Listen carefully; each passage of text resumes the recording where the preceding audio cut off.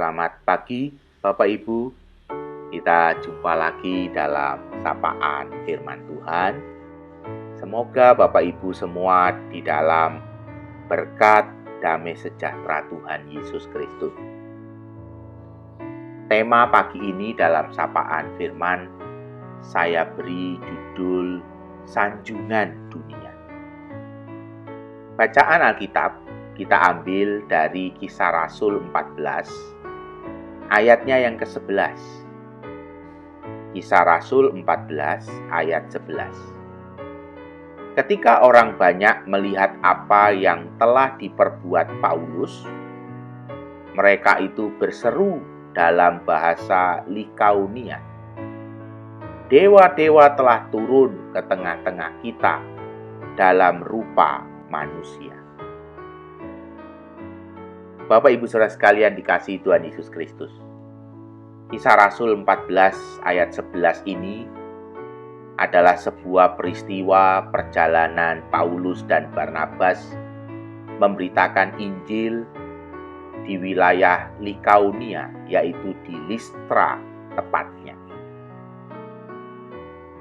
Sebuah perjalanan yang menarik, karena di dalam perjalanan itu Rasul Paulus dan Barnabas disanjung-sanjung, bahkan dianggap dewa-dewa yang telah turun ke tengah-tengah mereka. Sanjungan ini begitu luar biasa, karena Rasul Paulus dan Barnabas tidak hanya disanjung, tetapi Rasul Paulus dan Barnabas menerima persembahan-persembahan seperti seorang dewa. Tetapi sanjungan itu segera berubah. Sanjungan itu yang begitu luar biasa hebatnya, di ayat selanjutnya berubah dengan cepat. Bapak Ibu Saudara sekalian dikasihi Tuhan Yesus Kristus. Ada sebuah kisah tentang seorang yang bernama Winston Churchill, mantan Perdana Menteri Inggris. Winston Churchill pernah ditanya, "Tidakkah Anda merasa tersanjung setiap kali Anda berpidato? Orang datang berbondong-bondong sampai tidak kebagian tempat. Mereka sangat menyanjung Anda." Sang Perdana Menteri menjawab, "Tiap kali ingin berbangga, saya ingat satu hal. Seandainya saya kelak dihukum gantung, mungkin jumlah orang yang hadir sama seperti banyaknya ketika saya berpidato." Sanjungan dunia itu semu sifatnya, Bapak Ibu Saudara. Gampang berubah. Ketika Tuhan Yesus memasuki kota Yerusalem, rakyat menyanjungnya. Beberapa hari kemudian, massa yang sama meneriakkan, "Salibkan dia." Itu juga yang dialami Rasul Paulus sehabis menyembuhkan seorang lumpuh di Listra, menyembuhkan dengan kuasa Allah. Penduduk terkesima, bahkan dikira Paulus dan Barnabas adalah titisan dewa. Mereka berdua pun langsung dipuja-puja dan diberi aneka persembahan, seperti persembahan kepada dewa Zeus dan kepada dewa-dewa Yunani yang lain. Tetapi begitu orang-orang Yahudi membujuk mereka, membujuk orang-orang di Listra, apa yang terjadi?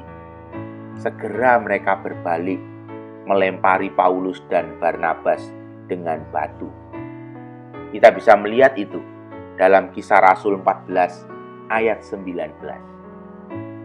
Untunglah Paulus dan Barnabas bukanlah orang yang haus dengan sanjungan.